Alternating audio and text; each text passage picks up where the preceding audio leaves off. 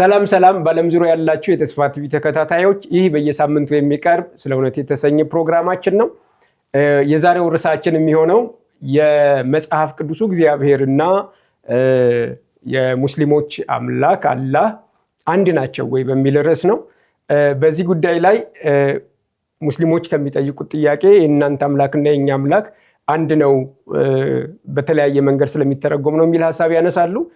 እኛም ደግሞ ይህንን የቁርአኑ አላህና የመጽሐፍ ቅዱስ እግዚአብሔር አንድ አለመሆናቸውን በማስረጃ የምናቀርብ ይሆናል። ከኔ ጋር ወንድማችን መሐመድ እውነት ለሁሉ እንዲሁም ደግሞ መሃናይም አብሮን አለ። ውይይታችንን እንቀጥላለን። ሁላችሁም እስከ መጨረሻው እንድትከታተሉ በጌታ ፍቅርን ጠይቃችኋለን። ይህ ለሙስሊሞች መልስ ለመስጠት ክርስቲያኖች ይጠቅማችኋል፣ እንዲሁም ሙስሊሞች ደግሞ እውነተኛውን አምላክ እንዲታውቁ ጥሩ ግብዓት ይሆናችኋል ብለን እናምናለን። ውይይታችንን እንጀምራለን። እንግዲህ እንኳን ደህና መጣችሁ። ከእናንተ ጋር ውይይታችንን እናደርጋለን። ሰላምታችሁን አቅርቡና ወደ ውይይታችን እንሄዳለን። እሺ ማሜ፣ አንተንም መሃናይም ተመልካቾቻችንንም እንኳን በድጋሚ እግዚአብሔር በሰላም አገናኘን። የጌታ ጸጋና ሰላም ከሁላችን ጋር ይሁን። ዛሬ በሚኖረን ፕሮግራም ደግሞ በጣም ብዙ ነገሮችን ለአንዳንዶች አይናቸውን የሚከፍት ለአንዳንዶች ደግሞ ያሉበትን እምነት የሚያጠነክር ለሙስሊሞች ደግሞ እውነታውን ማመዛዘን እንዲችሉ አንተ እንዳልከው ግብዓት መሆን የሚችል ነገር እናወራለን ብዬ አምናለሁ። እሺ ማሜ፣ ሰላም ብያለሁ ሁላችሁንም ተመልካቾቻችንም። ዛሬ እንግዲህ የያዝነው ርዕስ የመጽሐፍ ቅዱሱ ያህዌ ወይም እግዚአብሔርና የቁርአኑ አላህ አንድ አይነት ናቸው ወይ የሚለውን ነገር ለማየት እንሞክራለን። አይ ሆፕ ጥሩ ጊዜ እንደሚኖረን አልጠራጠርም። አመሰግናለሁ። ኦኬ፣ እንግዲህ የመጀመሪያው የሚሆነው አላህ የሚለው ቃል የአረበኛ ቃል ነው። ይሄ አላህ የሚለውን ቃል መጠቀም ምንም ችግር የለውም፣ ከቋንቋ አንጻር ነው። ተመሳሳይ አምላክ ነው የምናመልከው የሚል ሀሳብ እናነሳለን። ያው በአማርኛ እግዚአብሔር ብለን የአምላካችንን ስም እንጠራለን። ስለዚህ ከዚህ ከቋንቋው ጀምረን እስኪ የሙስሊሞች አላህ ስሙ ከየት ነው የመጣው? ምንድነው ትርጉሙ? የመጽሐፍ ቅዱስ እግዚአብሔር ሶርሱ ምንድነው? ስሙ ምንድነው? ትርጉሙ ምንድነው? የሚለውን የቋንቋ አጠቃቀሙ ላይ የሚያመጣውን ተጽዕኖ እና ልዩነት እናወራለን። እንግዲህ በዚህ ላይ አንዳችሁ ሀሳቡን ብትጀምሩ ደስ ይለኛል። እሺ፣ እንግዲህ በጣም አብዛኛው ሁልጊዜ ማለት በሚቻል መንገድ ሙስሊሞች ክርስቲያኖች ጋር ይመጡና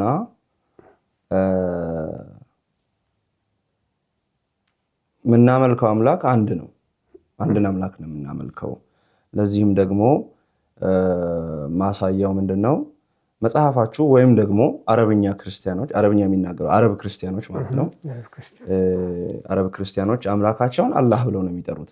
መጽሐፍ ቅዱሳቸው እግዚአብሔር እናንተ ብላችሁ ያመጣችሁትን አማርኛውን ቃል ወይም የግዕዙን ቃል አላህ ነው የሚለው።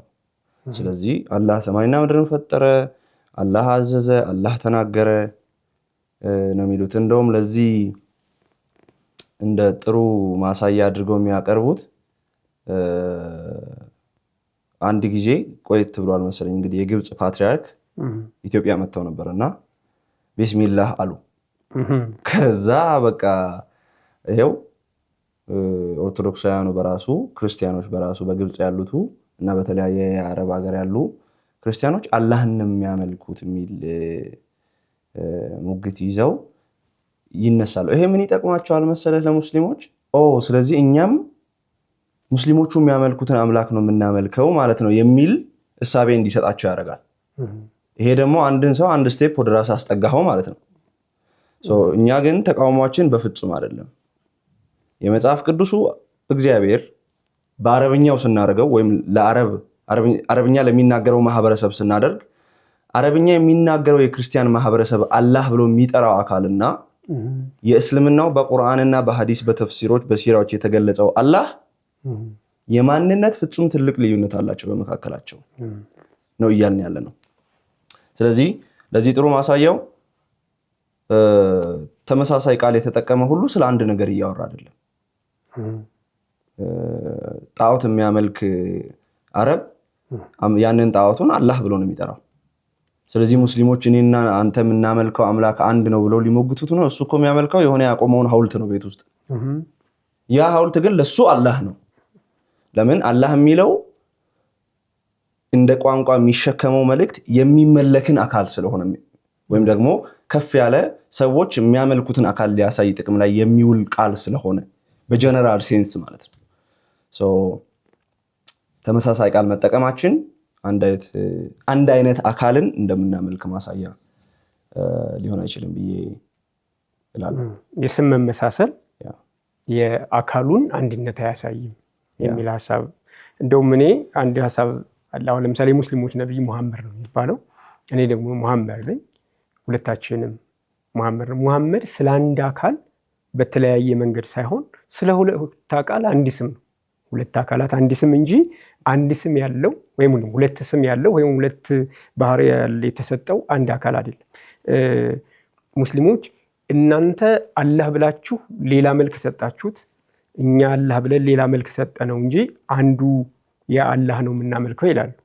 ማለት ስሙ አንድ አይነት ነው፣ ባህሪ ነው ለየብቻ የሰጠ ነው እንጂ ያው አንዱን አካል ነው የምናነሳው ይላሉ። እኛ ደግሞ ብለን ነው የምናምነው አንዱን አካል ተመሳሳይ ስም ኖሮት ሁለት ባህሪ ሰጠ ነው፣ ሁለት አይነት ገጸ ባህሪ ሰጠ ነው አይደለም። ከሙስሊሞች ጋር እኛ አላህ የምንለው በአካል ሌላ የሆነ ነው፣ እነሱ አላህ የሚሉት በአካል ሌላ የሆነ ነው። ለምሳሌ እኔ መሐመድ ነኝ፣ የሙስሊሞች ነብይ መሐመድ ነው። ሁለታችን ተመሳሳይ ስም አለን፣ በአካል ግን ሁለት ነን። እኔ ሌላ መሐመድ ሌላ ማንነት ያለኝ፣ እሱ ደግሞ ሌላ ማንነት ያለው። ያ ማለት ምን ማለት ነው? ነብዩ መሐመድን አይደለም በሁለት እዚህ ኢትዮጵያ ውስጥ ያለ ነው መሐመድ ነብዩ ብለው አይደለም የሚያምኑት። እነሱ አረብ ሀገር አለ ቦታ አንዱን አካል በቦታ ለይተን አይደለም እያወራን ያለን። እዚህ ያለው ሌላ አካል ነው፣ እዛ ያለው ሌላ አካል ነው። ልክ እንደዚህ እኛ ወይም ደግሞ አረብ ክርስቲያኖች አላህ የሚሉት ሌላ አካል ነው በአካል ደረጃ፣ ሙስሊሞች አላህ የሚሉትም ሌላ አካል ነው እንጂ አንዱን የተለያየ ባህሪ ሰጠ ነው እንዳልሆነ ይታወቃል። እሱን ነው በደንብ ዛሬ ማብራራት የምንፈልገው። ስለዚህ ማን የምትለው ካለ ወይም አንዳችሁ የምትሉት የምትጨምሩት ካለ ጨምሩና ወደሚቀጥለው ምን እንሄዳለን። እሺ፣ አንድ ያው እዚሁ ማሚያነሳው ላይ መጽሐፍ ቅዱስ ክፍል እንጨምርና ለምሳሌ መጽሐፍ ቅዱስ ላይ ኢየሱስ ክርስቶስ በነበረበት ዘመን ሁለት ዮሐንሶች ነበሩ። ሁለቱም ዮሐንስ ናቸው። ግን ሁለቱም ዮሐንስ የተለያየ ተግባር ነበራቸው። ለምሳሌ አንደኛው መጥምቁ ዮሐንስ ይባላል፣ አጥማቂው ዮሐንስ ነብዩ ዮሐንስ ነው። ሁለተኛው ደግሞ ወንጌላዊ ዮሐንስ ይባላል፣ የዮሐንስ ወንጌልን የጻፈው ኢየሱስ ክርስቶስ ደቀ መዝሙር የነበረው ዮሐንስ ነው። አንድ ዮሐንስ ስለጠራን ሁለቱም ተመሳሳይ ናቸው እያለን አይደለም። የተለያየ ሰዎች ነገር ግን አንድ አይነት ስም የያዙ ናቸው። ዮሐንስ ስንል ሪፈር የምናደርገው ኳሊፋይ ማድረግ አለብን። የትኛውን በምን ተግባሩ ምን ሲያደርግ ነበረ የሱን ሁኔታ አይተን ይሄኛው ዮሐንስ ነው እንላለን። ያኛውን ሪፈር እያደረግን አለመሆኑ የምናውቀው ከተግባሩ ተነስተን ነው። እኔ ነኝ ከሚለው ነገር ካደረገው ነገር ተነስተን ነው። ስለዚህ አላህ ብለን ጠርተን የቁርአኑ አላህና በአረብኛ የተተረጎመው መጽሐፍ ቅዱስ አላህ ተግባራቸው ነኝ የሚለው ነገር ሁለቱን አንድ አይነት ያደርጋቸዋል ወይስ አንድ አይነት ስም ተሰጥቷቸው የተለያዩ አካል መሆናቸውን ያሳያሉ የሚለውን ለማየት እንሞክራለን ማለት ነው።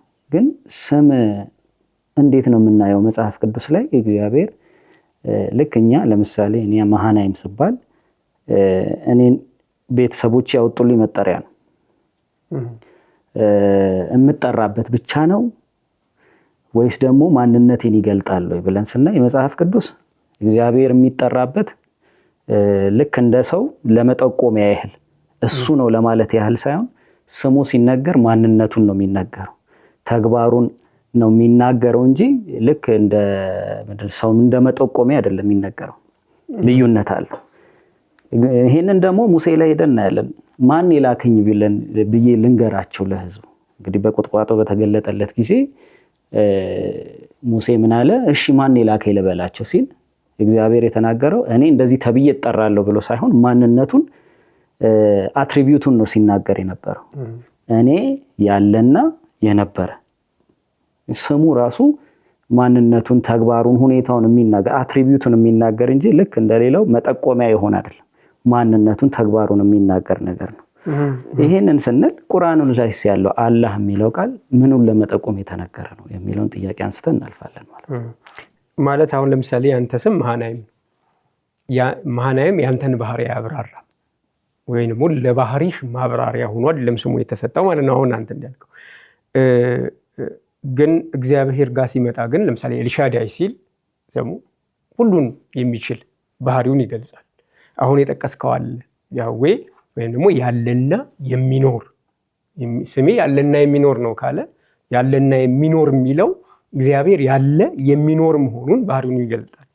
ስለዚህ አላህም አሁን አንተ ያልከው አላህ የሚለው ስም የሙስሊሞችን አምላክ ወይም ቁርአን ላይ የተገለጠውን አምላክ ምኑን ነው የሚናገረው? አንድ ለመሆናቸው ማሳያ እንግዲህ ይሄንን አንዱ ኮምፔር ኤንድ ኮንትራስት ማድረግ እንችላለን። ቅድም ያነሳሁትን ሐሳብ ላጠናክርና ለምሳሌ ዮሐንስን ስታነሳ ነው ትዝ ያለኝ። መጥምቁ ዮሐንስና ይህያ የሚባለው በቁርአን ውስጥ ስለ አንድ ሰው ነው የሚያወሩት።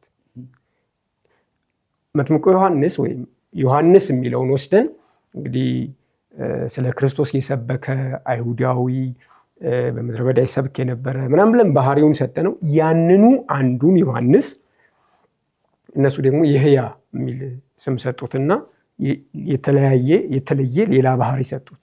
ሌላ መገለጫ፣ ሌላ አካሄድ። አንዱን ነው ሁለት ባህሪ እየወሰድን ያለ ነው። እነሱ ይህያ የሚሉት መጥምቁ ዮሐንስን ነው። ስለዚህ እኛ ስለ መጥምቁ ዮሐንስ ያለ ማብራሪያ ያለ አንዱን አካል ነው ለሁለት ባህሪ ሰጥተነው ግን አላህና እግዚአብሔር ላይ ግን እንደሱ አይደለም። እነሱ አላህ ሲሉ እኛ እግዚአብሔር የምንለውን ሌላ ባህሪ ሰጥተው ሳይሆን ሌላ አካል ነው እሱ። እግዚአብሔር ስንል ደግሞ ሌላ አካል ነው። አንዱን አካል በሁለት ተርጉመን አይደለም። አንድ ጊዜ አንድ ኡስታዝ ጋር በአካል ስንነጋገር ያንተ አላህ የኔ እግዚአብሔር አይደለም ስለው አይ አንዱን አምላክ ሰማይና ምድር የፈጠረውን እኔ ሌላ ባህሪ ሰጠሁት አንተ ሌላ ባህሪ ሰጠው ሲለኝ አይ አይደለም፣ እኔ እግዚአብሔር ብዬ የምጠራው ሌላ አካል ነው፣ አንተ አላህ ብለህ የምትወስደው ሌላ አካል ነው እንጂ አንዱን አካል በተለያየ መንገድ እየገለጽን አይደለም የሚል ሐሳብ አንስቼ ነበርና አላህ የሚለው ምንድን ነው? አሁን ያንተ የጠየቀውን ሐሳብ እንቀጥ በዚሁ በደንብ እንድናየው። አላህ የሚለው ስም ምኑን ነው የሚገልጸው? አምላክ መቼም እንደ ማንኛውም ሰው የተለጠፈ ስም አንወስድለትም። አምላክ ስሙ ስንል ባህሪውን የሚገልጽ ከሆነ አላህ የሚለው ምኑን ነው የሚገልጸው? እሱን ያው ጥያቄ እንደሚጠይቁን በጥያቄ መልሱ ለነሱ እናቀርባለን የምትለው ነገር። እሺ አላህ የሚለው ስም ምንን ያሳያል የሚለውን ከማውራታችን በፊት አንዲት ሐሳብ አሁን ያወራችሁት ላይ ለመጨመር ነው። በጊዜያችን በአሁኑ ጊዜ በጣም መጥፎ የሆነ አመለካከት አለ። በተለይ ክርስቲያኑ ማህበረሰብ ራሱ ሳያውቀው መዘመን እየመሰለው የሆነ ማወቅ እየመሰለው ከሚናገረው ነገር መሃል ብዙ ጊዜ አይታችኋት ከሆነ ሁለት ሰዎች ፊት ለፊት ቆመዋል። በዚህ በኩል ሳያዝ 6 ቁጥር ነች፣ በዛ በኩል ሳያዝ 9 ቁጥር ነች። ከዛ 6 ነች 9 ነች እያሉ ይከራከራሉ። እና አሁን ይሄ ክርክር አያስፈልገውም።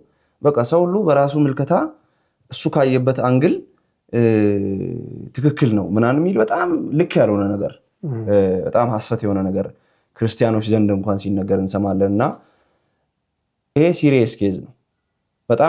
በጣም አደገኛ ጉዳይ ነው እያወራን ያለ ነው። ቀላል ነገር አይደለም። የህይወት ጉዳይ ነው። የክርስቲያኖች የሙስሊሞችን አላህ እኛ እግዚአብሔርን በሆነ በገባን መጠን አስበነው ነው ብለን እንደ እግዚአብሔር መቀበል ማለት ከዘላለም ህይወት የሚያጎድል ጉዳይ ነው። ስለዚህ በሲሪየስ ማየት አለብን ማለት ነው። አላህ ስንል አላህ ትርጉሙ ምንድን ነው? ቅድም እንዳልነው ከምን አንጻር የሚለው መመለስ ያለበት ይመስለኛል። ለምሳሌ ሙስሊም ላልሆነው ማህበረሰብ ለክርስቲያኑ ሊሆን ይችላል። አረብ ሆኖ ክርስቲያን ለሆነው፣ አረብ ሆኖ አይሁዳዊ ለሆነው፣ አረብ ሆኖ ጣዖት አምላኪ ለሆነው አላህ የሚለው ቃል አምላኬ የሚልን ነው የሚሰጠው። አምላኬ የኔ አምላክ እኔ የማመልከው ለሚለው አካል እኛ እግዚአብሔር ለምንለው ማለት ነው የእሱ አቻ ነው የሚሆነው። ሙስሊም ላልሆነው ማህበረሰብ ለሙስሊሞች ግን አላህ አምላኬ ማለት አይደለም ወይም አምላክ ማለት አይደለም። ቀጥተኛ ስሙ ነው። ቀጥተኛ ስሙ ነው ማለት ለምሳሌ እኔ ሰው ነኝ። ሰው ስሜ አይደለም፣ የወል ስም ነው። ይሄ ጀነራል ኔም ነው። ግን ሙሐመድ የሚለው ግን እኔን የሚነጥለኝ ስም ነው። ያው ምንም ሰው ስለሆነን ሞክሼ አለን እንጂ ትክክለኛ የኔ ስም ነው፣ የኔ መጠሪያ ስም ነው፣ የተጾ ስም ነው። ስለዚህ በእስልምና ውስጥ አላህ የሚለው በአማርኛ አምላክ ከሚለው ጋር አቻ አይደለም። ይልቅ ልክ እኛ እግዚአብሔር አምላክ ነው፣ በእንግሊዝኛ ጋድ ነው፣ በአረብኛ አላህ ነው፣ በኦሮምኛ ዋቃ ነው፣ በዕብራይስጥ ኤላህ ነው ወይም ደግሞ ኤል ነው። ስሙ ግን ያህዌ ነው። ቅድም ማህናይም እንዳለው ዘጸአት ምዕራፍ 3 ቁጥር 14 ላይ ስሙ ያህዌ ነው። ያህዌ አይተረጎምም። ተአምራት የሚባል ልጅ አሜሪካ ሄዶ ሚራክል ተብሎ አይተረጎምም። ተአምራት ነው ስሙ። ባለው ፊደል ይቀረጻል፣ ባለው ፕሮናውንሴሽን ይጠራታል እንጂ ስም አይተረጎምም። ስለዚህ የማይተረጎመው የእግዚአብሔር የተጸኦ ስም ያህዌ ነው። የእስልምናው ግን የማይተረጎመው የፈጣሪ የተጸኦ ስም አላህ ነው። ለዛ ነው ኦሮምኛ የሚናገርም አላህ ነው የሚለው፣ አማርኛ የሚናገርም አላህ ነው የሚለው፣ ፓኪስታንኛ የሚናገርም አላህ ነው የሚለው፣ ስፓኒሽ የሚናገርም አላህ ነው የሚለው ሙስሊም ከሆነ። ለምን? የነሱ አምላክ የተጸኦ ስሙ አላህ ስለሆነ ማለት ነው። ስለዚህ ያህዌን አያውቁትም። በቁርአን ውስጥ ያህዌ የሚለው የለም፣ በሐዲስ ውስጥ የለም፣ በተፍሲር ውስጥ ኢስላማዊ የሆነ የትኛውም ድርሳንና መጽሐፍ ውስጥ ያህዌ የሚለው ስም የለም። ስለዚህ ይሄ ምንን ያሳያል? የእስልምና ሃይማኖት ጀማሪ ሙሐመድ ከዛ ቁርአኑ እስልምና በዘመኑ በ1400 ዓመት ውስጥ የቀደመው ሃይማኖት አምላክ ትክክለኛ ስሙ ማን እንደሆነ አያውቅም ማለት ነው። አልጠቀሰውም። ስለዚህ ትክክለኛውን ማን ነው አንዱን አምላክ እያመለክን ነው ብለን መናገር አንችልም። ከዚህ ከስሙ ልዩነት አንፃር እዚህ ላይ ለመጨመር ቁርአን ውስጥ አላህ የምትለዋ ቃል ይሄ ኮመን ኔም እንደሚባለው አምላክ ሰው ምናምን እንደሚባለው እሱ አይደለም የገባው። ቦታው ላይ ቁርአን ላይ ሄዳችሁ ካነበባችሁ አላህ የሚለው ስሙ ሆኖ ነው የገባው። አንድም ቦታ ቁርአን ውስጥ አንድም ቦታ አምላክ ለሚለው ትርጉም ገብቶ አያውቅም። ለምሳሌ ላ የለም ማለት ኢላህ አምላክ የለም ኢላላህ ካላህ ውጭ። ስለዚህ ኢላህ የምትለው አምላክ ሲሆን አምላክ የለም ከማን በቀር? ከአላህ በቀር። ስለዚህ አላህ የሚለው ምን ሆኖ ነው የገባው? አምላክ ለማለት ሳይሆን ስሙ ሆኖ ነው የገባው። ለዛ ነው በየሀገሩ ስም አይተረጎም በማለት ራሳቸው አይተረጎም በማለት ስሙን ማን ብለው ነው የሚጠሩት?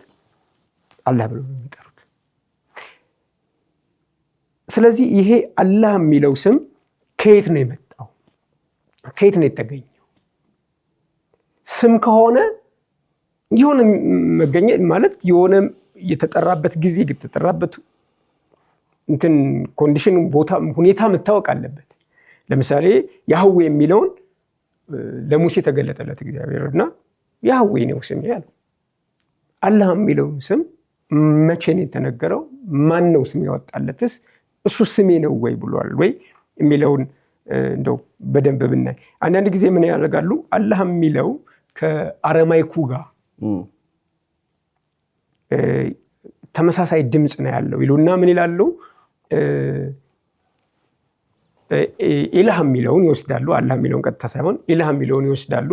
በአረማይክ ኤላሃ ወይም ኤላህ ብለን በነገራችን ላይ ኤላሃ እና ኤላህ የዕብራይስጥና የግሪክ የዕብራይስጥና የአረማይክ አድርገው ነው የሚወስዱት። አረማይክ ነው ሁለቱም ኤላሃ ወይም ኤላህ ብሎ ኤሎህ ነው በዕብራይስጥ ወይም ኤል የምትለዋን ነው የሚወስደው። ስለዚህ ኤል ዕብራይስጥ ነው። ከአረማይክን የተወሰደው የሚል ሀሳብ አለው። ኤላህ እና ኢላህ ተቀራራቢ ድምፅ ናቸው የሚል ሀሳብ ያነሳሉ። ኦኬ፣ ተቀራራቢ ድምፅ ስላላቸው ትርጉም ሊለያዩ አይችልም ሁለት ቋንቋ ሆነው። ለምሳሌ 30 የአረበኛ ቃል ነው።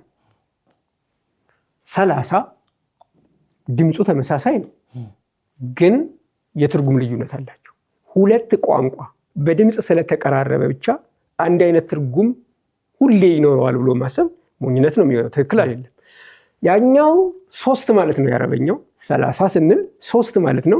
በእኛ 30 ስንል ደግሞ 10 20 30 ቁጥሮቹ ትርጉሙ ይለያያል። ስለዚህ ሁለት ቋንቋዎች የድምፅ መመሳሰል ስላላቸው አንድ አይነት ትርጉም ይሰጣሉ ብሎ ማሰብ ሞኝነት ነው። ግን በአጋጣሚ ሆኑ የአረማይኩና የአረበኛው ተቀራራቢ ድምፅ አላቸው።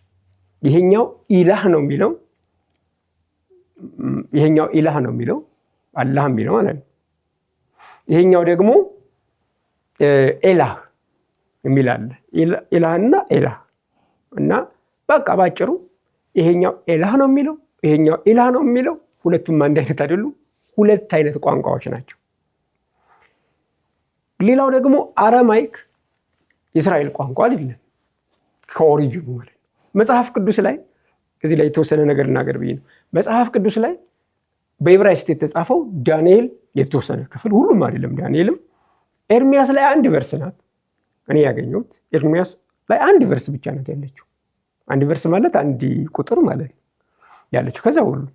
ከዛ ደግሞ እዝራ ላይም የተወሰነ ነው ያሉት። የተቀረው በምንድን ነው የተጻፈው?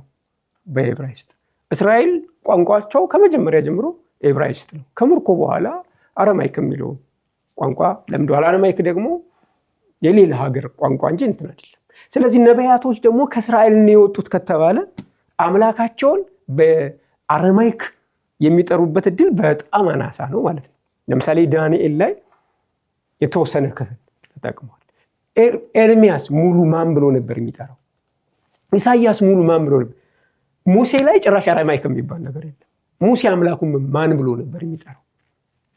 ስም አይተረጎምም ካሉ ያዙልኝ እዚህ ጋር ስም አይተረጎምም ካሉ በቁርአን ውስጥ ያለው አላህ በሁሉ ቦታ አላህ ተብሎ ከተጠራ መተርጎም ከሌለበት በዕብራይስጥ ሙሴ የጠራው አምላክ ሳይተረጎም ማን ነው? ለምንስ በቁርአን ውስጥ አላህ ተብሎ ተጠራ? መተርጎም ከሌለበት ያኛው መተርጎም የለበት። ስለዚህ ቁርአን ላይ ያለውን ሐሳብ ስሙ ተቀይሮ ነው ማለት አለበት። ስሙ ተቀይሮ አላህ ተባለ ካሉን ያስኬዳል። አይ ስሙ አልተቀየረም ካሉት የዕብራይስጡ መተርጎም ስለሌለበት ቀጥታ ቁርአን ውስጥ መቀመጥ ነበረበት። ከ99 የአላህ ስሞች መካከል ያህዌ የሚለው የለም።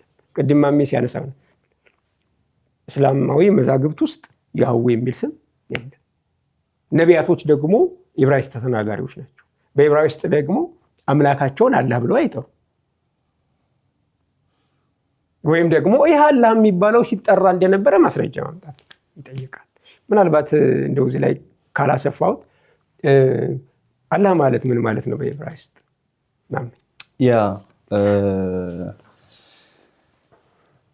ሁለት ድምጾች በሁለት ቋንቋዎች አንድ ድምጽ አንድ ቃል ተመሳሳይነት ኖረው ማለት ራሱ ነው ማለት ከሆነ በጣም ትልቅ ችግር ውስጥ እንገባለን። ብዙ ፋላሲ እንሰራለን። ምክንያቱም በዓለም ላይ ብዙ ቋንቋ አለ። ከዛ ከብዙ ቃላት መካከል የሆነው ከሆነ ቋንቋ ጋር ይመሳሰላል የሆነ በተለያየ ምክንያት። ስለዚህ አሁን እንዳልከው አላህ የሚለው የአረብኛ ቃል በድምጸቱ ጭምር በተመሳሳይነት አላህ የሚል የዕብራይስጥ ቃል አለ። ያ የዕብራይስጥ ቃል ግን ዛፍ ማለት ነው። ስለዚህ ኦኬ አሁን እኛ ወር የሆኑ አይሁዳውያን ተነስተው እናንተ እኮ የምታመልኩት ዛፍ ነው ሙስሊሞችን ቢሏቸው አራኛ ዛፍ አይደለም የምናመልከው ነው የሚሉት። ኖ አላህ ማለት እኮ በዕብራይስጥ ዛፍ ነው፣ ስለዚህ ዛፍ ነው የምታመልኩት ብንላቸው በዕብራይስጥ እኔ ምን አገባኝ ነው የሚለው። እኔ እያወራሁ ያለሁት እኮ አረብኛ ነው ዕብራይስጥ አይደለም ነው የሚለው። ስለዚህ ቃሉ በራሱ ቋንቋ ውስጥ ነው መፈታት ያለበት ማለት ነው። ስለዚህ የሚመስል ቃል ከሆነ ቋንቋ አምጥተህ ጎትተህ አገናኝተህ የሆነ ሲስተም ልትሰራ አትችልም። ሌላው እዚህ ጋር በጣም ፎከስ ማድረግ ያለብን ብዬ የማስበው የአረማይኩ ላይ ኤላሃ እና ኤላሃ ወይም ኤላህ የተባለው በዛው በአረማይክ ቋንቋ ውስጥ ትርጉሙ ምንድን ነው የሚለው መታየት አለበት። በአረማይክ ቋንቋ ውስጥ የሆነን አምላክ ለማሳየት የሚውል አምላክ ማለት የወል ስም እንጂ የተጽኦ ስም አይደለም። በነገራችን ላይ ቅድም እንዳልነው ያህዌ እንደሚባለው የማይተረጎመው ስም አይደለም፣ አምላክ ማለት ነው ባጭሩ። በእስልምና ውስጥ እኮ አላህ የተጽኦ ስም ነው፣ ፐርሰናል ኔም ነው። ለዛ አምላክ ለሙስሊሞቹ አምላክ የራሱ ስም ነው እንጂ እሱ አምላክ ነው ማለት አይደለም። ስለዚህ ሌላ ቋንቋ ላይ አሁን እኔ አንተን ስምህ ሰው ነው ብዬ ብልህ እንደማለት ነው። ሰው ማለት ስምህ አይደለም፣ ስምህ መሐመድ ነው። ስለዚህ ኤላሃ የሚለውን የአረማይክ ቃል ወስዶ አላህ ከሚለው የአረብኛ በተለይ ደግሞ የኢስላሚክ ኮንሰፕት ጋር ለማገናኘት መሞከር አይሄድም። አላህ የሚለው እስልምና ውስጥ ያለው ስሙ ነው፣ አምላክ ነው ማለት አይደለም። በአረማይኩ ግን አምላክ ማለት ነው፣ ስም አይደለም። የዛ አምላክ ስም አይደለም። ስለዚህ ከሆነ ቋንቋ አምጥቶ ወስዶ ፐርሰናል ኔም ማድረጉ በራሱ ሎጂካል አይደለም ማለት ነው። በሁለት ቋንቋዎች መመሳሰሉ ነሰሰርሊ አንድ አይነት ነገር ነው ካልን በጣም ብዙ የምናመጣቸው ነገሮች አሉ። ለምሳሌ አክበር ማለት በራሱ አይጥ ማለት በዕብራይስጥ አክበር የሚል የአረብኛ ቃል አለ፣ በዕብራይስጥ ግን አይጥ ማለት ነው። ስለዚህ ሙስሊሞች አላሁ አክበር ሲሉ አላህ አይጥ ነው እያሉ ነው ብለን ብንል ምን ይሉናል? አያስኬድም። ያኛው ሌላ ቋንቋ ነው፣ ይሄኛው ሌላ ቋንቋ። የቋንቋ መመሳሰሎች አሉ። እንደውም አንድ ጽሑፍ አይቼ ነበርና ትናንትናም እያሳየሁ ነበርና እዛ ጽሑፍ ላይ ኤላሃ የሚለው የዕብራይስጥ ቃል ነው ብሎ ጸሐፊው ይጽፋል። ከዛ ኤላህ የሚለውን ኤላሃ ይወስድና የአረማይክ ቃል ነው ይላል፣ ለክርስቲያኖች ይሰጣል፣ ያኛውን ለአይሁዶች ይሰጣል። ከዛ አላህ የሚለውን ያመጣና የሙስሊሞች ይላል። ስለዚህ ተቀራራቢ ናቸው የሚል ሀሳብ ያነሳል። አንደኛ አረማይክ ብሎ ክርስቲያን ለክርስቲያን መስጠት ትክክል አይደለም። ምክንያቱም ክርስቲያን የሚለው ቃል ራሱ የግሪክ ቃል ነው። በአረማይክ ቢጠራን ጥሩ ነበር ባይዘው የሚሆነው ማለት ነው። ግን ሁለቱን አሁንም ደግሞ ኤላህ እና ኤላሃ አንድ አይነት የአረማይክ ቃላቶች ናቸው እንጂ አንዱ የዕብራይስጥ አንዱ የአረማይክ አይደለም። እሱ ላይም ስህተት አለበት። ግን አሁንም ቅድም እንዲያነሳ ነው የቃሉ መመሳሰል ራሱ አላህ አላህ አላህ እንኳ ቢሆን ባይዘው ያኛው አላህ በዕብራይስጥ ቢሆን ይሄኛው አላህ በአረማይክ ቢሆን ሌላኛው ደግሞ አላህ በአረበኛ ቢሆን እንኳ አንድ አይነት አይደለም። ምክንያቱም ቋንቋቸው የተለያየ ነው፣ ፊደላቸው የተለያየ ነው፣ አጻጻፋቸው ያኛው አረማይክ ነው፣ ይሄኛው ዕብራይስጥ ነው፣ ያኛው ደግሞ አማርኛ ነው። ከዛ ትርጉማቸው ሊለያይ ይችላል፣ አንድ ሊሆኑ አይችሉም። ግን ቃላታቸውም አጣጣላቸውም ድምጻቸውም ባይዘው ድምጻቸውም ይለያያል። የመቀራረብ ነገር ነው እንጂ ይለያል። አሁን ኢላህና ኤላሃ ወይም ኤላህ ምን አገናኝ? ይሄኛው ሌላ ድምጽ ነው፣ ያኛው ሌላ ድምጽ ነው። ግን ትንሽ የመቀራረብ ነገር አለው። ለምን አረማይክ፣ ዕብራይስጥ እና አረበኛ ከግራ ወደ ቀኝ ከቀኝ ወደ ግራ ነው የሚጻፉት፣ ሁለቱም ሶስቱም ማለት ይቻላል። እንትናቸው ደግሞ ይሄ ቋንቋቸው አንድ ወገን ነው። ቋንቋቸው አንድ ወገን ስለሆነ በጣም ብዙ የሚመሳሰሉ ቃላቶች ከነትርጉማቸው የሚመሳሰሉ አሉ። ለምሳሌ ደም ተመሳሳይ ነው። በአማርኛም ደም ተመሳሳይ፣ ድምጻቸውም ትርጉማቸውም ተመሳሳይ። እነዚህን ነገሮች እየወሰድ የምንድነው የቋንቋ ጨዋታ መጫወት የለብንም ብለን እናስባለን። ይህንን ሀሳብ ያነሳ ነው እኛ ቋንቋውን ያነሳን ያለ ነው የነሱ የሁል ጊዜ ጥያቄ ስለሆነ። ስለዚህ ከክርስትና አንጻር ስንመለከተው እዚህ ላይ የተወሰነ ነገር ብናወራ ጥሩ ነው።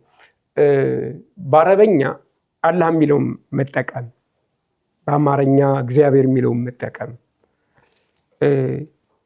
ምንድን ነው ችግሩ?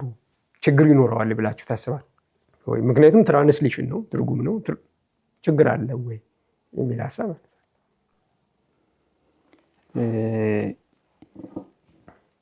አዝሎንጋስ ለምስ ኮንቴክስቱን ጠብቆ በኮንቴክስቱ መሰረት ያንን አትሪቢዩት በሚያሟላ መልኩ ለሚመለከተው መስጠት ትክክለኛው አካሄድ እሱ ነው። ለምሳሌ አረቦች፣ ክርስቲያን አረቦች አምላካቸውን አላህ ብለው ይጠራሉ። ሲጠሩ አላህ የሚለውን ኮንሰፕት ቀጥታ የሚወስዱት መጽሐፍ ቅዱስ ውስጥ ያለውን አላህ ነው። መጽሐፍ ክርስቲያኖች ሲጠቀሙ የሚጠቀሙት የቁርአኑን አይደል። የቁርአኑ ላይ የተገለጠውን ራሱን የገለጠውን ለመሐመድ የተገለጠውን አላህ ሳይሆን መጽሐፍ ቅዱስ ላይ ያለውን ያንን ሙሉ ለሙሉ ተቀበለው እሱን ሪፈር ለማድረግ ነው አላህ የሚሉት። ምን ማለት ነው? እግዚአብሔር ራሱን በገለጠበት መልኩ ለሱ ስም መጠቀም ትክክል ነው። እሱን ሪፈር ለማድረግ ማለት ነው። ግን ተመሳሳይ ናቸው ለማለት ቁርአኑንና መጽሐፍ ቅዱስን አንድ አይነት ናቸው በሚል ሴንስ ከሆነ ግን ስህተት ነው። ምክንያቱም ሁለቱም የተገለጡበት ሁኔታ የተለያየ ስለሆነ መጽሐፍ ቅዱስ ውስጥ ያለው በባህሪም በተግባርም ራሱን የገለጠበት መንገድም ይለያል። ቁርአን ውስጥ አምላክ ብሎ የገለጠበት ራሱን ያሳየበት መንገድ ይለያል። ሁለቱን ለመቀላቀል መሞከር በስም አመሳስለን ለመቀላቀል አንድ አይነት ናቸው ማለት የተለያዩ ነገሮችን አምጥተን አንድ ናቸው ለማለት መታገል ይሆንብናል። ይሄ ደግሞ ስህተት ውስጥ ይከተናል። ስለዚህ ቁርአን ውስጥ ያለውን አላህ ቁርአን ውስጥ እንዳለው መጽሐፍ ቅዱስ ውስጥ ያለውንም መጽሐፍ ቅዱስ ውስጥ እንዳለው አትሪቢዩት ለመግለጽ መሆን አለበት መጠቀም ያለብን ማለት ነው እንጂ ለማመሳሰል ለማቀራረብ መሞከር ስህተት ነው። ምክንያቱም የሚቀራረቡ አይደል፣ በባህሪም ይለያያሉ። ቀጥሎ እሱንም ማየታችን ስለማይቀር ምን ሪፈር እያደረገ እንደሆነ ማወቅ አለብን። እዚህ ላይ ያው እኛ አማርኛም ተናጋሪዎች ስለሆን ኢትዮጵያ ውስጥ ደግሞ እግዚአብሔር የሚለውን ቃል ስለምንጠቀም እችኑም በዚሁ ብናነሳት ጥሩ ነው ያስባል። እግዚአብሔር ማለት የብሔር ጌታ ነው የሚል ትርጉም ይሰጡትና ብሔር የሚለውን ደግሞ ባይ ዲፎልት እኛ አማራ፣ ኦሮሞ ምናምን እንደምንለው ይሄን ይወስዱና የእናንተ እኮ አምላክ የብሔር ጌታ ነው የሚል ሀሳብ ያነሳሉ። ግን የግዕዙ ቃል እግዚአብሔር የሚለው ቃል ልክ ነው፣ የብሔር ጌታ ማለት ነው። ግን የብሔር ጌታ ነው ማለት ብሔር ምን ብሎ ነው የሚተረጎም የሚለውን ሀሳብ ብናነሳ ጥሩ ነው። በነገራችን ላይ መዝገበ ቃላት ለማየት ሞክሬ ነበረ። እዛ መዝገበ ቃላት ላይ የተለያዩ ትርጉሞችን ያየሁት ብሔር የሚለው አጽናፈ ዓለም እንደማለት እንጂ አሁን ከጊዜ በኋላ የመጣል አይደል አማራ፣ ኦሮሞ፣ አፋር ብሔር እያልን የመጣ ነው። በኋላ ላይ የመጣውን ይሄን ቃል የሚሸከም አይደለም የሚል ሀሳብ አይቻለሁና ብሔር ማለት አጽናፈ ዓለም የሚል መዝገበ ቃላት አይቻለሁ እና በዚህ ጉዳይ ላይ የምትሉት የምትጨምሩት ነገር ካለ። እግዚአብሔር የሚለው ቃል የአረብኛ አቻ አለው ረብ ለዓለሚን። ስለዚህ ረብ ማለት ጌታ፣ ዓለሚን ማለት የዓለማት ጌታ ማለት ነው። ስለዚህ እግዚአብሔርን መጠቀማችን ስህተት ነው ብለው የሚያስቡበት ሎጂካል ምክንያት አላቸው ብዬ አላስብም። ምክንያቱም ቁርአን በተደጋጋሚ አላህን ረብ ለዓለሚን ይላል። ረብ ማለት ጌታ ነው። ረብ ማለት ጌታ ነው። ዓለሚን ማለት ከአማርኛውም ጋር ድምፀቱ ይመሳሰላል፣ ዓለማት ማለት ነው። ስለዚህ እኛም እግዚአብሔር የሚለው ቃል አምላክ ለሚለው ወይም በእንግሊዝኛ ጋድ ለሚለው አቻ ሆኖ የገባ ትርጓሜ ነው እንጂ የእግዚአብሔር የተጸኦ ስሙ ነው ብለን አይደለም፣ ፐርሰናል ኔሙ ነው ብለን አይደለም ለእግዚአብሔር። ስለዚህ እግዚአብሔር ማለት የሆነ ኢትዮጵያዊ ብቻ አይደለም። ሎርድ ኦፍ ዘ ወርልድስ ብሎ እንግሊዝኛ ላይ ተርጉሞ ቢጠቀሙ ነው ይሄ ሎርድ ኦፍ ዘ ወርልድስ ያላችሁት እናንተ ጋር በቃ እንግሊዝኛ ተናጋሪ ጋር ብቻ የሚከለል ነው ማለት አይደለም። በእንግሊዝኛ ነው የሚያወሩት፣ እንግሊዝኛ ነው መናገር ያለባቸው። መቼስ ቻይንኛ እንዲናገረው አይጠበቅም። አረብኛ ተናጋሪዎች ደግሞ ረብ ለዓለሚን ይላሉ፣ የዓለማት ጌታ እያሉ የሆነ መልእክት እያስተላለፉ ነው። ስለዚህ እግዚአብሔርን በዚህ መንገድ መረዳት ጥሩ ነው። የሆነ ኢትዮጵያዊ ነው እግዚአብሔር፣ እናንተ እዚህ ኢትዮጵያ ውስጥ የተፈጠረ የአምላክ ኮንሰፕት ነው ማለት አይደለም። እንደዛ ከሆነ ረብ ለዓለሚን የሚለው አረብኛ ቋንቋ ስለሆነ የእናንተም ሃይማኖት አረብኛ ውስጥ አረብ ኮሚኒቲ ውስጥ ማህበረሰብ ውስጥ የተፈበረከ ነው ማለት ነው። በተመሳሳይ ሎጂክ ሄድን ሰው እንደዛ ማለት አይሆንም። እኔ አሁን ለምሳሌ የአላህ ባሪያ ነኝ ይላል። ኦኬ የአላህ ባሪያ ነኝ ካለ ባሪያ አማርኛ ስለሆነ ባሪያ የሚለውን የሚያውቁት ኢትዮጵያውያን ብቻ ናቸው። አያስኬድም እሱ ትርጉሞች ስለሆኑ። በነገራችን ላይ ትራንስሌሽን በደንብ መታወቅ አለበት። ትንሽ የተወሰነ ነገር መናገር የምፈልገው አምላክን የሚለውን ቃል የአምላክንም ስም ጨምሮ በተለያየ ሀገር ቋንቋዎች ሲተረጎም እዛ አካባቢ ሰማይና ምድርን ፈጥሯል ብለው በሚያስቡበት እና ኮመንሊ በሚጠራው ስም ይጠራሉ። ትራንስሌት ሲደረግ መጽሐፍ ቅዱስ ማለት ነው። ለምሳሌ መገኖ የሚለውን ቃል ይጠቀማሉ።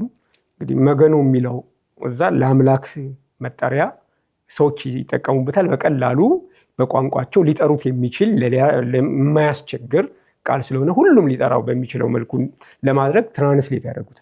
መገኖ የሚለውን ቃል ይወስዳሉ። እግዚአብሔር የሚለውን ዋቃ የሚለውን ይጠቀማሉ። አሁን ለምሳሌ አንድን ሰው ያህዌ የሚለውን ወይም ደግሞ ኤሎሂም የሚለውን ቃል እንዲጠቀም ካደረግከው ስሙን ለመያዝ ጊዜ ይወስድበታል። ግን መገኖ ብሎ ፈጣሪ ነው ብሎ የሚያስበውን ያንን ስም ወስደው መጽሐፍ ቅዱስ ውስጥ ያስገቡታል በትርጉም ደረጃ።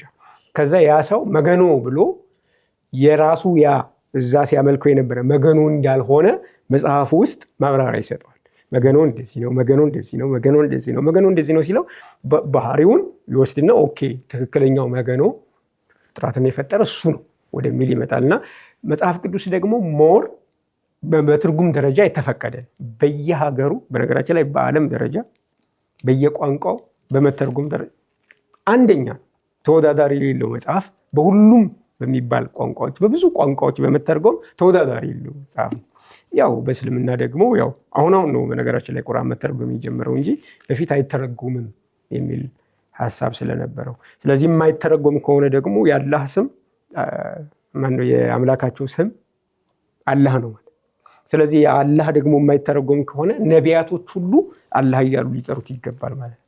ስለዚህ ዕብራይስጥ ቋንቋ ተናጋሪ የነበሩ ነቢያቶች አላህ ብለው እሱ መጥራት አለባቸው። አላህ ብለው ደግሞ በዕብራይስጥ ከጠሩት ምን ሊሆን ነው ማለት ነው? ቅድም እንዳልነው ዛፍ የሚል ትርጉም ይወስዳል ማለት ነው።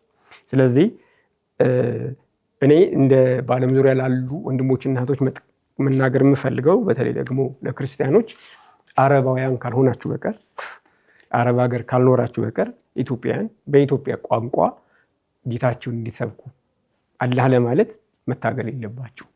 እነሱ ኢትዮጵያ ውስጥ አላህ የሚለውን ቃል የሚጠቀሙት ቋንቋቸው ስለሆነ አይደለም፣ የአምላካቸው ስም ስለሆነ ነው፣ የማይተረጎም ስም ስለሆነ ነው።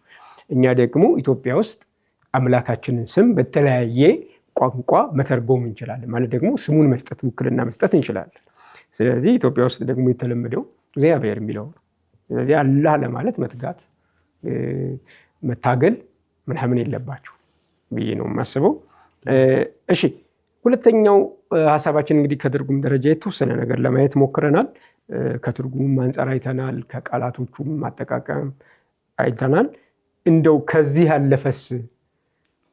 አለፍ ስንል የሚለያይ ነገር የለውም ወይ የሚለውን ሀሳብ እናነሳለን።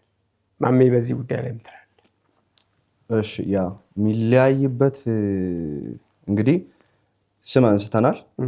የስሙ ትርጓሜ አንደርስታንዲንግ መረዳት ምንድን ነው የሚለውን በደንብ አይተናል። አሁን የማንነትና የባህሪ ጥያቄ ውስጥ እንግባ። አሁን ለምሳሌ ቅድም አንተ እንዳልከው አንተ መሐመድ ነህ፣ ከዛ ደግሞ ሌላ መሐመድ አለ፣ የሙስሊሞች ነብይ መሐመድ አለ። እናንተን ወደ መለየት ስንገባ ቁመናችሁን ልናነሳ እንችላለን። እሱ ያው አረብ ስለሆነ ፈረንጅ ነጭ ነው። ፈረንጅ ነው ማለት ነጭ ነው የሆነው። ፀጉሩ ረጅም፣ ፀጉረ ሉጫ ነው ሊሆን የሚችለው።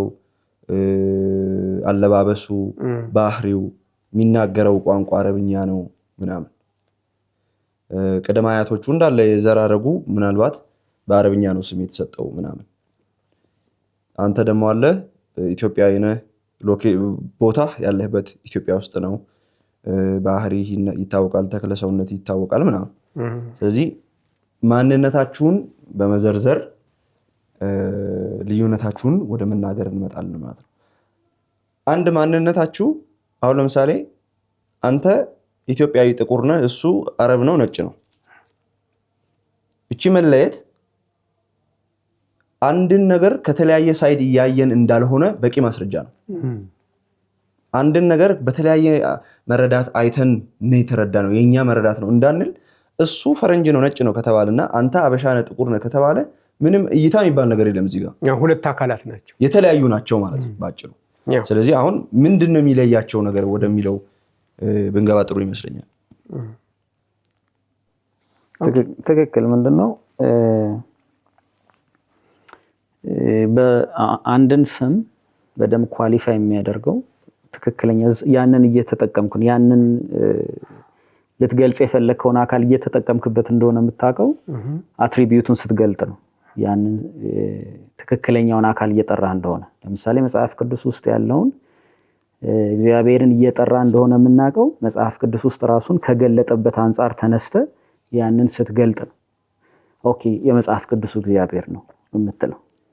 አላህን ደግሞ በዛው ልክ ከቁርአኑ ተነስተ የቁርአኑን አትሪቢዩት ቁርአኑ ላይ ገለጠበትን የራሱን መንገድ ስትገልጥ ነው አላህን እያወራህ እንደሆነ የምታውቀው። ካለበለዚያ ግን አረቦች ጋር ሄደ የመጽሐፍ ቅዱስን ሐሳብ እያነሳ አላህ ብትላቸው የመጽሐፍ ቅዱስን እያነሳ እንደሆነ ያውቃሉ። ቁርአኑን ሳይሆን የመጽሐፍ ቅዱስን እያነሳ እንደሆነ እርግጠኛ። ለምን የምታነሳው ሐሳብ ስለዚህ አላህ ስለተባለው አካል የምትገልጠው የመጽሐፍ ቅዱስን ሐሳብ ከሆነ አንተ ክርስቲያን እንደሆንክ ያውቃሉ። አላህ ብለህ ብትናገር ለምን ባህሪውን እየገለጥክበት ያለው መንገድ መጽሐፍ ቅዱስ ውስጥ እኔ ነኝ ብሎ የገለጠውን እየተናገረ ስለሆነ ስለዚህ ከዚህ ባህሪዎቹ ተነስተን እስቲ እኒ የሚለውን ነገር እናያለን። በመጽሐፍ ቅዱስ ውስጥ አንደኛ እግዚአብሔር አባት እንደሆነ ይናገራል። ወልድን ደግሞ ልጄ ብሎ ይናገራል። ቁርአን ውስጥ ስንሄድ ከዚህ በተቃራኒ አላህ በምንም ሁኔታ በማንኛውም መንገድ አባት ተብሎ እንደማይጠራ ልጅ እንደሌለው ይናገራል። ይሄን ትልቅ ልዩነት ነው። በክርስቲያኑ ሳይድ እግዚአብሔር አባት ነኝ ይላል። ከእንደገና ደግሞ ኢየሱስ ክርስቶስን ስፔሻሊ ብቸኛ ልጅ እንደሆነ ይናገራል። እሱንም አገላለጹን እናያለን። ቁርአን ውስጥ ደግሞ በምንም ተአምር አላህ አልወለደም አልተወለደም፣ ለእርሱ ቢጤም አምሳያም የለውም ብሎ ያስቀምጣል። ስለዚህ አንደኛው ልጅ አለኝ ይላል፣ አንደኛው ልጅ ኖሮኛ ያቅም ይላል። ሁለት የተቃራኒ። ስለዚህ አሁን እየገለጥን ያለነው ስም አላህ ብለን ብንጠቅስ እንኳን ይሄ አላህ ልጅ አለው ካልክ የክርስቲያኑን እያወራህ ነው። ይሄኛው አላህ ልጅ የለውም ብለህ ከተናገርክ የማንን እየተናገርክ ነው ማለት ነው? የቁርአኑን እየተናገርክ ነው ማለት ነው። አንድ ስም ነው የተጠቀምኩት፣ ነገር ግን ይሄንን አካል ሳብራራው የተብራራው በባህሪው ስለሚለያይ የማንና የማን እንደሆነ እናውቃለን ማለት ነው። ስለዚህ ከሱን ጀምር።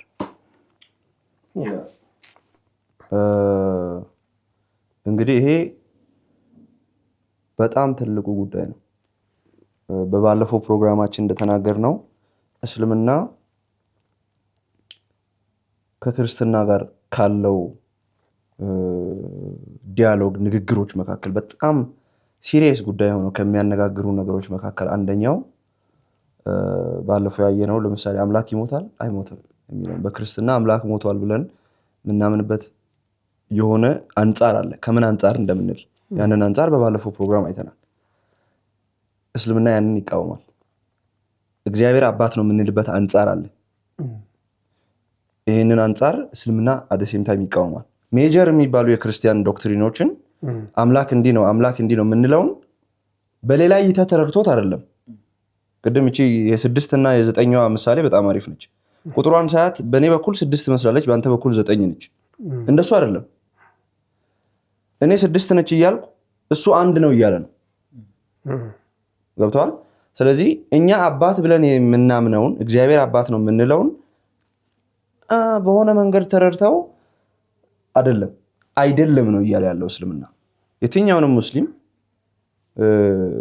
አጠገባችን ያለ ጎረቤት ያለ አላህ አባት ነው ወይ ብትሉት በየትኛውም አንፃር አያስፈልገውም አላህ አባት ለመሆኑ ነው የሚሉት።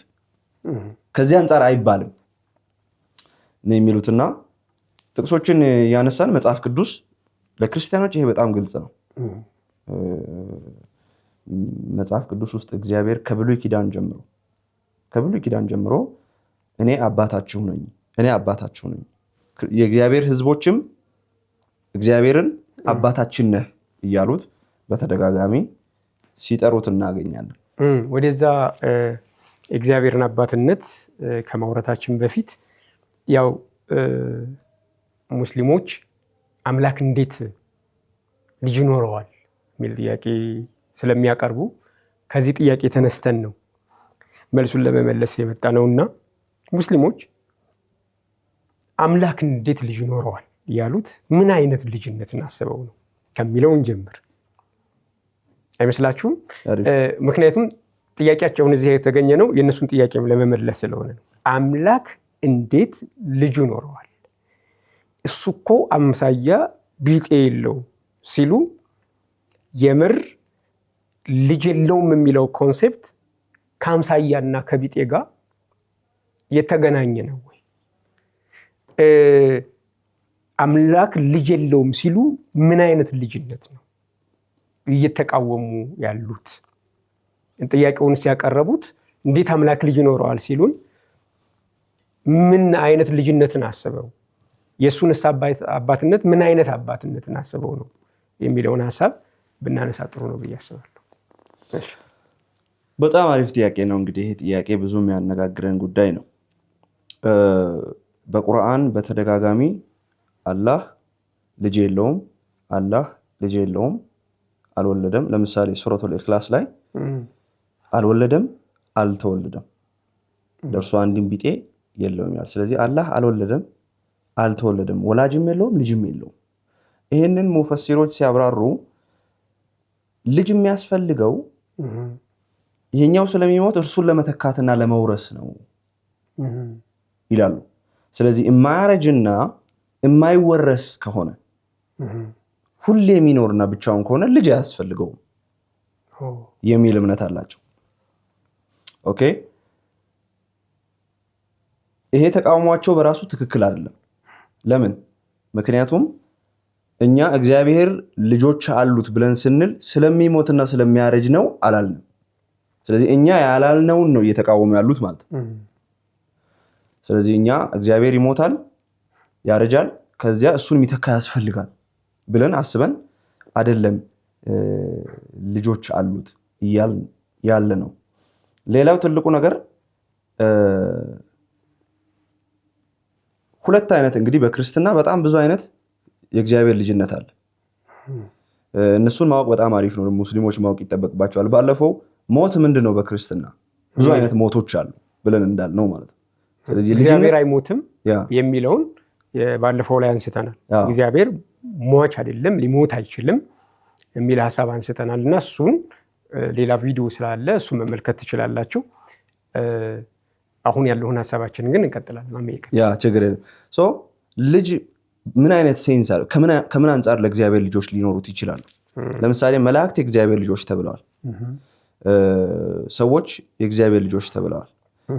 ከዛ ደግሞ ከሁሉም ለየት ብሎ ደግሞ ክርስቶስ የእግዚአብሔር ልጅ ነው ወይም ደግሞ የባህሪ ልጁ ነው። ቁርአን ይህንን ቶታል የልጅነት ሴንስ ሁሉንም ነው የሚቃወሙ። ክርስቶስ የባህሪ ልጁም አይደለም፣ መላእክት የእግዚአብሔር ልጆች አይደሉም። ክርስቲያኖች እናንተ አማኞች የራሱ የእግዚአብሔር ልጆች አይደላችሁም ይላል። ለምሳሌ ሱረቱል ማኢዳ ቁጥር 18 ላይ አይሁዶችና ክርስቲያኖች እኛ የአላህ ልጆችና ወዳጆች ነን ይላሉ ወይም አሉ ይልና ታዲያ በኃጢአታችሁ ለምን ይቀጣችኋል? ይልቁንም እናንተ ከፈጠራቸው ሰዎች ውስጥ ቢጤዎች ናችሁ ይላል። ስለዚህ ምን እያለ ነው? እኛ ክርስቲያኖች የእግዚአብሔር ልጆች ነን ለሚለው መልስ ሲሰጥ ነው እናንተ የእግዚአብሔር ልጆች አይደላችሁም፣ እናንተ እኮ ፍጡራን ናችሁ ይላል። አሁን ይሄ እኛ የእግዚአብሔር ልጆች ነን ስንል ዘላለማውያንን ማለታችን አይደለም፣ አልተፈጠርንም ማለት አይደለም። ስለዚህ እኛ የእግዚአብሔር ልጆች ነን ስንል መጽሐፍ ቅዱስ በግልጽ እንደሚያስቀምጠው ለተቀበሉት ሁሉ በስሙ ለሚያምኑት ለነርሱ የእግዚአብሔር ልጆች እንዲሆኑ ስልጣን ሰጣቸው። በክርስቶስ በማመን ያገኘነው የእግዚአብሔር ልጅነት ነው እንጂ አለመፈጠር አይደለም፣ ወይም ዘላለማዊነት አይደለም። የኛ የእግዚአብሔር ልጅነት እኛ የእግዚአብሔር ልጅ ነው ስንል ያልተፈጠርን ነን ማለታችን አይደለም። ስለዚህ እኛ ላላልነው ነገር መልስ እየተሰጠ ነው። እስኪ ድጋሚ አንብበውና ክራይቴሪያዎችን እናያቸው መልሰን። ኦኬ አንብበውና ክራይቴሪያዎች። አይሁዶችና ክርስቲያኖች እኛ የአላህ ልጆችና ወዳጆች ነን አሉ። ኦኬ ታዲያ በኃጢአታችሁ ለምን ይቀጣችኋል? ይልቁንም እናንተ ከፈጠራቸው ሰዎች ቢጤዎች ናችሁ ይላል። ስለዚህ እናንተ ፍጡራን ናችሁ፣ ልጆቹ አይደላችሁም እያለ ነው። እኛ ልጆቹ ነን ስንል ፍጡራን አይደለንም ማለት አይደለም። ይሄ በስነ መክንያው በሎጂክ ስትሮማን ፋላሲ ይባላል። ስትሮማን ፋላሲ ማለት አንተ ይሄ መጠጫ ነጭ ነው መጠጫ ነው ምክንያቱም መያዣ አለው ምናምን ስትል እኔ መጥቼ ለሱ መልስ አሁን ላልከው ነገር መልስ ለመስጠት ሲጀመር ይሄ ብረት አይደለም ብዬ እኔ ሲጀመር መች ብረት ነው አልኩ ነው የምትለኝ አይደለ? ያላልከውን እንዳልክ አስቤ ለዛ ነገር አንተ ላላልከው ብለሃል ብዬ እኔ ላልኩት ነገር መልስ መስጠት። ስለዚህ ይሄ ስትሮማን ፋላሲ ነው። እኛ የእግዚአብሔር ልጆች ነን ስንል ያልተፈጠርን ዘላለማውያን ነን ማለታችን አይደለም ብሎ የሚያቅም የለም። እንደዚህ ማለት አሁን ላይ ያልን ሳይሆን እንግዲህ ነብዩ መሐመድ በ570 በ600 እንግዲህ በ600 ዓመት ጋፕ ነው ከክርስትና የመጣው። በዛ በቀደመው 600 ዓመት ውስጥ ክርስቲያኖች የእግዚአብሔር ልጆች ናቸው የሚለው ኮንሰፕት ትርጓሜው ዘላለማዊነት ነው ብሎ የፈታም ያመነም ክርስትና የለም። ስለዚህ ክርስቲያኖች ለማይሉቱ ለክርስቲያኖች መልስ እየሰጠ ነው ማለት ነው። እዛው ላይ አንድ ሐሳብ አለ። ታዲያ በኃጢአታችሁ እንዴት ይቀጣችኋል የሚል ሐሳብ አለ። በእርግጠኛ የእግዚአብሔር ልጆች ነን፣ በኃጢአት እንቀጣለን የሚል ሐሳብ አለ። ምክንያቱም ይሄ ቅጣቱ የሚያወራው ተፍሲሩም በትንሣኤ ቀን ስለሚመጣ ፍርድ ነው የሚያወራው። ለምን ታዲያ ያኔ ይቀጣችኋል የሚል ሐሳብ አለ። እኛ ይቀጣናል ብለን እኮ አናምንም። የእግዚአብሔር ልጅ መሆናችን ከቅጣት አድኖናል፣ ከዘላለም ፍርድ አድኖናል ብለን ነው የምናምነው። እኛ የእግዚአብሔር ልጆች ነን ግን ይቀጣናል፣ በመጨረሻ በትንሣኤ ቀን ይቀጣናል የሚል ሐሳብ የለንም። ይቀጣችኋል ብሎ ካሰበም ለምን ይቀጣችኋል ተብሎ እኛን አንጠየቅም። እሱ ነው ይቀጣችኋል ብሎ የሚያስበው። እኛ ደግሞ በትንሣኤ ቀን የእግዚአብሔር ልጆች የእግዚአብሔር መንግስት ወራሾች ወይም ከእግዚአብሔር ጋር ለዘላለም ይኖራሉ እንጂ በገሃነመ እሳት አይቀጡም። ሁለቱም የእግዚአብሔር ልጅ አይደላችሁም ለሚለው ምላሽ የተሰጡት እኛ ያላልናቸው ነገሮች ላይ ያረፉ ናቸው። እኛ የእግዚአብሔር ልጆች ነን፣ በገሃነመ እሳት አንቀጣም። እኛ የእግዚአብሔር ልጆች ነን፣ አልተፈጠርንም አላልንም። ስለዚህ ምን ተረድቶ ነው የሚለውን ሐሳብ እንድናነሳ ነው።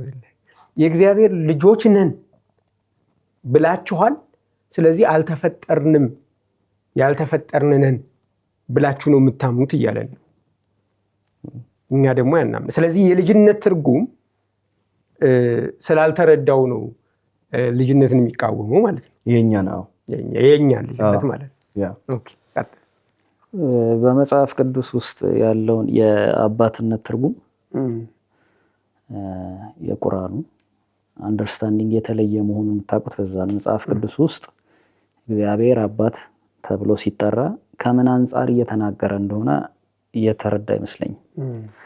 ምክንያቱም ዳይሬክትሊ እግዚአብሔር ራሱ አባታችሁ ነኝ ብሎ ይናገራል። በነቢያቶች ደግሞ ምን ብሎ ሲናገር እግዚአብሔር አባታችሁ አይደለምን ብሎ ሲናገር ደግሞ እናያለን።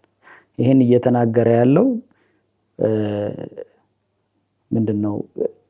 ቀጥታኛ እንደምናውቀው ይሄ ፊዚካል የሆነውን ነገር ወይም ደግሞ ወንድ ከሴት ጋር ባለው የሚፈጠረውን ልጅ እያወራ እንዳልሆነ እናውቃለን። መጽሐፍ ቅዱስ እንደዛ ስለማያወራ ምን እያለ ነው ግን መጽሐፍ ቅዱስ ላይ ያለው ስንል እግዚአብሔር አባት ነው ሲል የሚናገርባቸው ኮንቴክስቶች አሉት። ለምሳሌ ፕሮቫይደር ነው፣ ለህዝቡ መጋቢ ነው። የአባት ተግባርን በመውሰድ ያንን ተግባር በመያዝ ራሱን በዛ መልኩ ይገልጣል። ተግባሩን በመግለጽ አባት ፕሮቫይደር ነው። ስለዚህ እግዚአብሔር ሰስቴን የሚያደርገው ትውልድን፣ ህዝብን፣ ፍጥረታትን በሙሉ የሚያስተዳድረው እሱ እንደመሆኑ መጠን እግዚአብሔር አባት ነው ተብሎ ይጠራል። ከተግባሩ አንጻር ማለት ነው። ለምሳሌ ደግሞ አንድ እዚህ ጋር የምገልጸው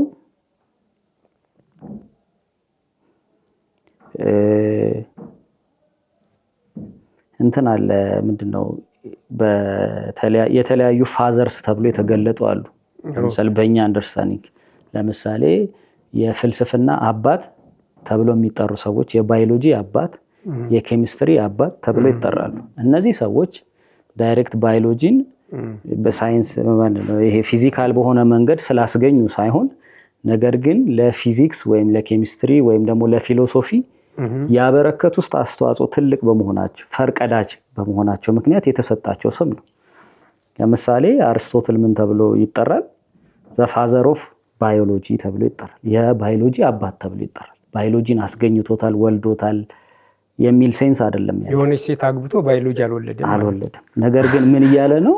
ባዮሎጂ ለባዮሎጂ ትልቅ ፈርቀዳጅ የሆነ ባዮሎጂ ላይ ለባዮሎጂ እውቀት ለትውልዱ ያበረከተውን አስተዋጽኦ በማየት ምን እንላለን? እንደዚሁም ዳርዊን ደግሞ እንደዚህ ኢቮሉሽን በሚለው የኢቮሉሽን አባት ተብሎ ይጠራል። ሌሎችም እንደዚህ የፍልስፍናዎቹ ምናምን አባት ተብሎ ይጠራል። ያ ማለት ዳይሬክት ሴት ፈልጎ ከዛ ወልዶ ተገኝቶ ታቅፎት ምናምን እያለን አይደለም። ስለዚህ ኮንቴክስት መረዳት አባት ሲባል ቀጥታ ፊዚካል የሆነ ነገር መረዳት የለብንም። ኮንቴክስቱን ማወቅ መቻል አለብን። እግዚአብሔር ከዛ አንጻር ራሱን አባት ብሎ ይገልጣል። አስገኝ ከመሆኑ አንጻር፣ አስተዳዳሪ ከመሆኑ አንጻር፣ የበላይ ከመሆኑ አንጻር፣ ትውልዱን የሚመራው እሱ ከመሆኑ አንጻር በተለያየ የመጽሐፍ ቅዱስ ክፍል ውስጥ ራሱን አባት አድርጎ ሳይ እናገኛለን። ለምን ሲባል ከተግባር አንጻር የአባትነትን ተግባር በመውሰድ ያንን ምን ይላል ማለት ነው? አባት ብሎ ራሱን ይገልጣል። ትውልዱንም ልጄ ብሎ ሲጠራ ታያላችሁ። ራሱን እንደ አባት ቆጥሮ ሌሎቹን ደግሞ ከስር ያሉትን ምን ይላል ማለት ፍጥረቶቹን ልጄ ብሎ ሲጠራ እናያለን። ይሄ ከተግባር አንጻር ራሱን የገለጠበት ነው። ይሄንን ኮንቴክስት ግን ቁርአኑ ሙሉ ለሙሉ ሚስ እንዳደረገው እናውቃለን። እኛም ማንለውን ብላችኋል፣ ስለዚህ ልቃወማችሁ። የስትሮማን ፋላሲ እንዳለው ቅድማሚ ቀጥታ እኛ ያላልነውን እንደዛ ብላችሁ ነው የምታምኑት፣ ስለዚህ ተሳስታችኋል ብሎን እኛ ያላልነውን ነገር ብሎን ከዛ ደግሞ ተሳስታችኋል ብሎ ሲቃወመን እናያለን። አላልንም እያልንም አይደለም አሁንም አንልም። ሶ አንደርስታንድ ልንደረግ ይገባል ማለት ነው። ቴንክ ዩ። እንግዲህ የአባትነት ትርጉም በክርስትና ምን ማለት ነው የሚለውን እንግዲህ በደንብ በሰፊው አይተናል። ስለዚህ የመጀመሪያ ስትሮማን ፋላሲ በእኛ በክርስቲያኖች የእግዚአብሔር ልጅነት ጉዳይ ልክ ያልሆነ መረዳት አለው። በነገራችን ላይ ለኔ ቁርአን የፈጣሪ ቃል ከሆነ ክርስቲያኖች ምን እንደምናምን እንዴት በትክክል አልተረዳም የሚል ጥያቄ ይነሳል። እና እኛ ልጆቹ ነን የምንለው አልተፈጠርንም ማለት አይደለም። ታዲያ ይሄንን እንዴት መረዳት አቃተው? ሶ ክርስትናን የሆነ ሚስ አንደርስታንድ ያደረገ ሰው ሐሳብ ነው ማለት ነው። ለኔ ክርስትናን በትክክል ያልተረዳ ሰው ሐሳብ ነው። ይቀጥልና ከዛም ነገሩ በጣም ይሄድና ምን ይላል መሰለ? ለኛ ለክርስቲያኖች እና ለአብዛኝ ይሄ በአረብ አካባቢ ሙሐመድ በተነሳ ጊዜ የነበሩ ጣዖት አምላኪያን ነበሩ፣ አይሁዳውያን ነበሩ። ለነዛ ሁሉ መልስ ለመስጠት እንግዲህ ምን ተብሎ ይታመናል መሰለ ማሜ? በአረብ አካባቢ በዛን ዘመን የአረብ ጣዖት አምላኪያን መላእክት የአላህ ልጆች ናቸው ብለው ያምናሉ።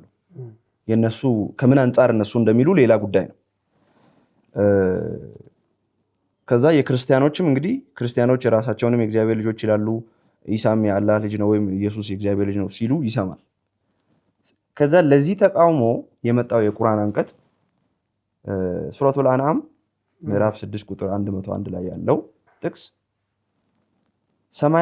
የሰማያትና የምድር ፈጣሪ ነው፣ ለእርሱ ሚስት የሌለችው ሲሆን እንዴት ለእርሱ ልጅ ይኖረዋል? ሁሉንም ነገር ፈጥሯል ይላል።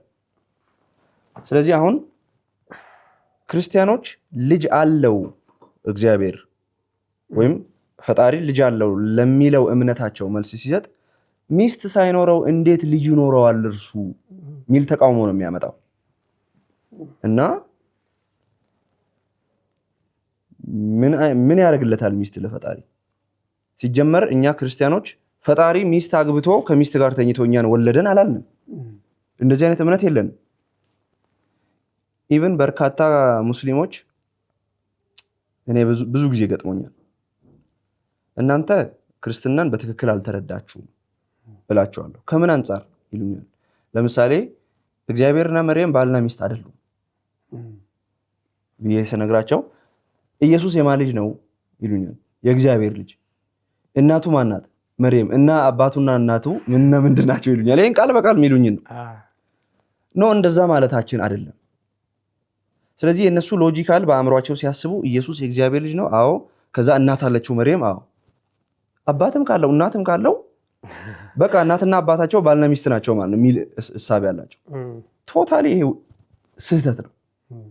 ድንግል ማርያም ከመፈጠሯ በፊት የድንግል ማርያም ወላጆች ከመፈጠራቸው በፊት ሰማይና ምድር ከመፈጠሩ በፊት ክርስቶስ የእግዚአብሔር ልጅ የእግዚአብሔር አብ ልጅ ነው። እርሱ ዘላለም ውስጥ የእግዚአብሔር አብ ልጅ ነው። ከአብ የተወለደ ነው። ይሄ በጣም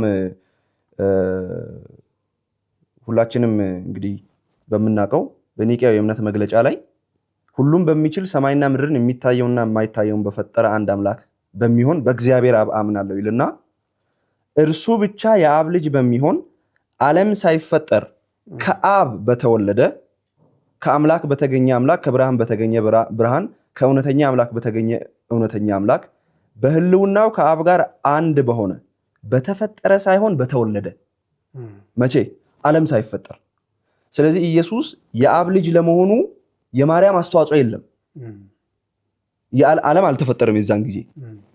ስለዚህ ኢየሱስ የአብ ልጅ ነው የምንልበት ሴንስ እና ኢየሱስ ደግሞ የድንግል ማርያም ልጅ ነው የምንልበት ሴንስ ቶታሊ የተለያየ ነው። አብንና ድንግል ማርያምን የሚያገናኝ ምንም አይነት ባዮሎጂካል የሆነ እሳቤ የለም ማለት ነው። ስለዚህ ለእርሱ የቁርአኑ አንቀጽ ለእርሱ ለአላህ ሚስት ሳይኖረው እንዴት ልጅ ይወልዳል ብሎ ይጠይቃል። እኛ ሲጀመር ሚስት አግብቶ ልጅ ወለደ አላልንም። ለፈጣሪ ደግሞ ለአምላክ ሚስት ሳይኖረው እንዴት ልጅ ይወልዳል ተብሎ አይጠየቅም። ምክንያቱም አንተ ነህ ልጅ ሳይኖርህ ሚስት ሳታገባ መሐመድ እኮ ልጅ አለው ምናምን ብለን እኔና እሱ ስናወራ ብሳ መች አገባው ነው የምትለኝ አንተ ነህ። ለምን? ወንድ ስለሆንክ።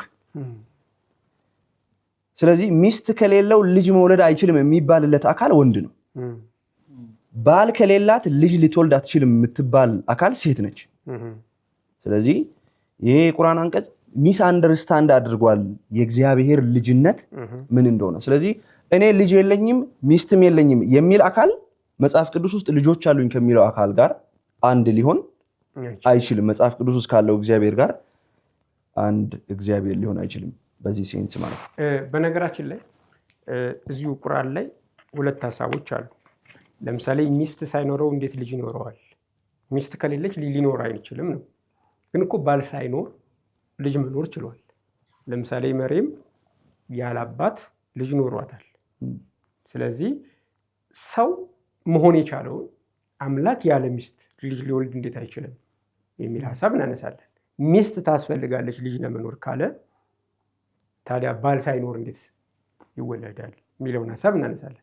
አፍተር ኦል ሎጂኩ ቢሆንም እንኳን እንደው አምላክ ሚስት አግብቶ መውለድ ይችላል ብንል እንኳን ያለ ሚስት እንዴት መውለድ አይችልም የሚለውን ጥያቄ እንጠይቃለን። ምክንያቱም መርየም ደግሞ ያለ ባል ወልዳለች። ሎጂኩም ማያስኬድ ነው በጭራሽ። ሌላ ደግሞ ለአምላክ ልጅ ለመያዝ ማግባት አለበት ወይም ሚስት ሊኖረው ይገባል የሚለው ሎጂክ ስህተት ነው። አምላክ ልጅም ይሁን ፍጥረት ለመኖር ሌላ አካል ሌላ ደጋፊ አያስፈልገው። አምላክ ልጅ አለኝ ብሎ በድፍረት ለመናገር ልጅ እንዲኖረው ለማድረግ ሁሉን ቻይ ነው የምንለው ሀሳብ እኮ እዚህ ጋር ነው የሚመጣው። ግዴታ ሚስት ጥገኛ የሚሆንበት ሚስት ያስፈልገዋል ልጅ ለመኖር ብሎ ሀሳቡን ማንሳት ሎጂካልም አይደለም፣ ለአምላክም የሚነሳ ሀሳብ አይደለም።